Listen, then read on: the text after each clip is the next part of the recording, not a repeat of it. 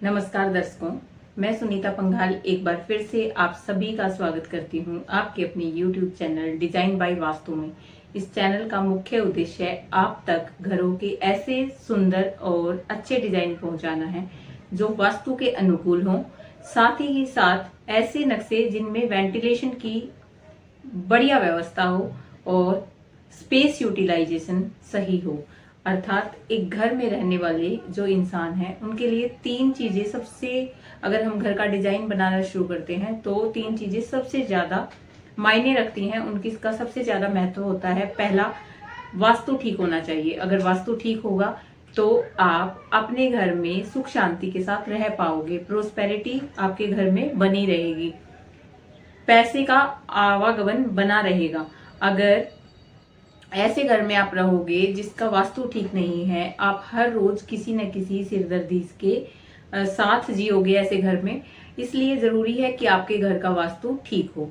दूसरा, किसी भी घर में आप रहते हो तो स्पेस यूटिलाइजेशन अच्छा होना चाहिए। सिर्फ ये नहीं होना चाहिए कि वास्तु की वजह से आपने अपने घर की स्पेस को खराब कर दिया है, तो स्पेस का यूटिलाइजेशन अच्छा होना चाहिए। तीसरा, वेंटिलेशन बहुत अच्छा होना चाहिए। अगर वेंटिलेशन नहीं होगा तो घर में रहने वाले लोग जो हैं वो घुटन महसूस करेंगे। इसलिए जरूरी है इन तीनों चीजों को कवर करते हुए नक्शा बनाया जाए ताकि उस घर में रहने वाले लोग सुख और शांति के साथ रह पाए। तो चलिए देखते हैं 15 बाई 15 का ये नक्शा जिसमें ये तीनों चीजों को हमने कवर करने की कोशिश करी है।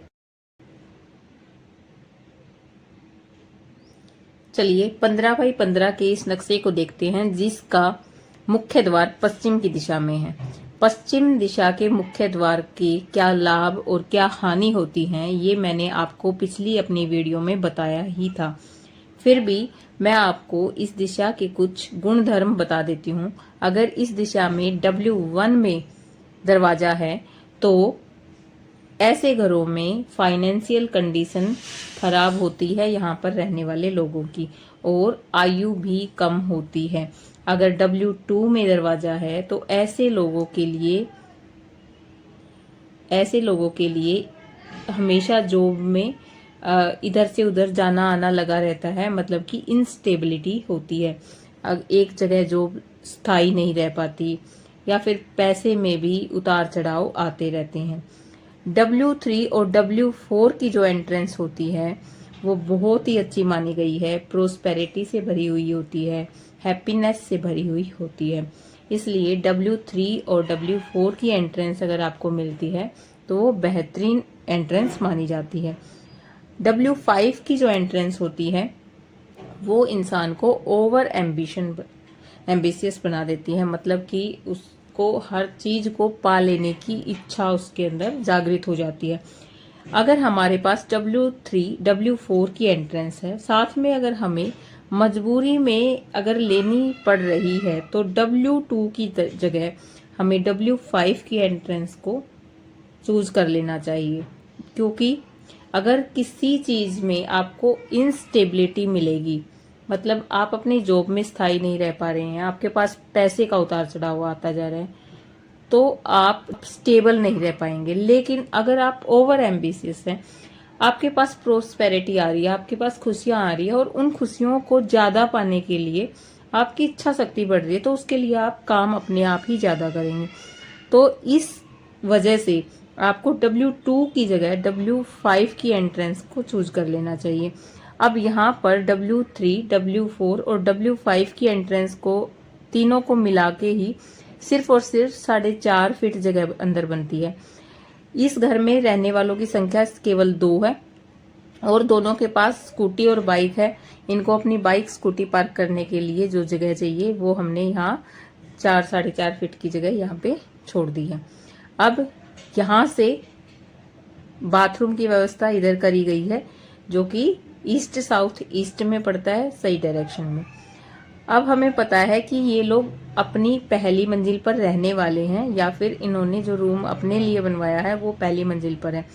इसलिए इनका के घर की जो एंट्रेंस जो काउंट होगी वो पहली मंजिल वाली एंट्रेंस भी काउंट होगी। इसलिए हमने सीढ़ियों को यहाँ से ऊपर लगाते हुए ये बालकनी जो आएगी, इनकी छज्जा जो आएगा उसके ऊपर जाके खुलेंगी यहाँ पर, जो कि हमारा W3 W4 की बढ़िया एंट्रेंस बन जाती है।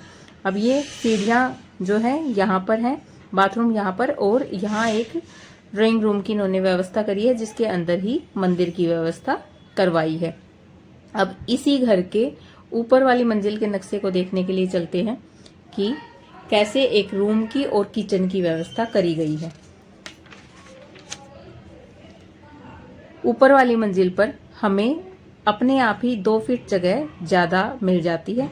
अब यहाँ पर ये दरवाज़ा खुलता है, इधर 7/6 की ये जगह है जो कि सीढ़ियों में कवर हो जाती है। इसके सामने यहाँ पर बाथरूम की व्यवस्था है जो कि वेस्ट नॉर्थ वेस्ट की डायरेक्शन में पड़ता है। डायरेक्शन बिल्कुल सही है।